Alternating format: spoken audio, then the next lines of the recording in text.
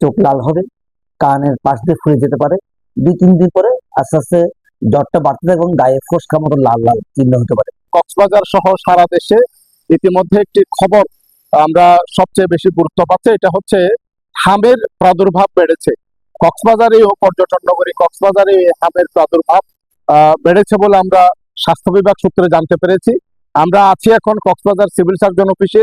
এই civil surgeon অফিসের তথ্য মতে গত 24 ঘন্টায় 22 জন হামের রোগী তারা শনাক্ত করেছেন এবং জানুয়ারি থেকে এ পর্যন্ত 81 জন হামের রোগী তারা শনাক্ত করেছেন। চিকিৎসার বাইরেও আছে কিন্তু অনেকে।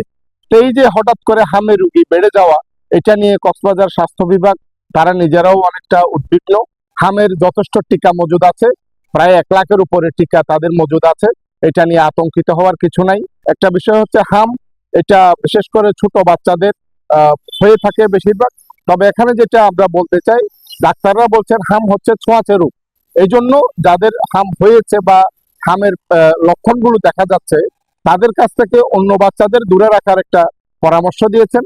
তবে হামের যে লক্ষণগুলো, গায়ে একটু লালাচে ভাব দেখা যাওয়া, জ্বর হওয়া, অতিরিক্ত জ্বর হওয়া, চোখ লাল হওয়া, এ সমস্ত লক্ষণ যদি দেখা যায়, তারা বলছে দ্রুত এটা ঘরে না রেখে ওনাদের এই সমস্ত রোগীকে হাসপাতালে এনে চিকিৎসা করার জন্য তারা পরামর্শ দিয়েছেন। নতুন করে টিকাদান কর্মসূচি যাতে গ্রহণ করা হয়, এজন্য আমরা আহ্বান জানাবো। আসলে হাম এমন একটা রোগ যেটা বাচ্চাদের হয়, আপনি জানেন। এই হামটা আগে কক্সবাজার ছিলই না। প্রথমে আউটব্রেক হয় FDM 2019 সালে। পরে আমরা ওখানে অনেক এই হামের ক্যাম্পেইনে করেছি। বর্তমানে গত 1 সপ্তাহে আমাদের টোটাল 53টা আমরা সাসপেক্টেড কেস পেয়েছি। এগুলো আমরা ঢাকাতে পাঠানোর পরে 28 জন কনফার্ম হয়েছে। গত 24 ঘন্টার ভিতরে আমাদের এখানে টোটাল ডায়াগনোসিস 22 জন আমরা হাম সাসপেক্টেড রোগী ভর্তি করেছি এবং টোটাল গত 3 দিনের ভিতরে 28 জন রোগী পেয়েছি।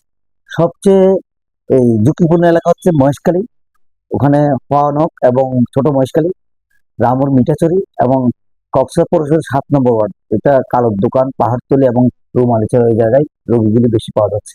তো আমাদের পর্যাপ্ত টিকা মজুদ আছে। আমাদের 1,32,000 জনকে আমরা দেওয়া টিকা আছে।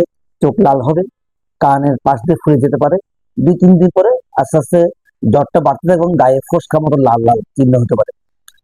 এবং এটা কমপ্লিকেশন হচ্ছে অনেক শ্বাসকষ্ট দেখা দিতে পারে।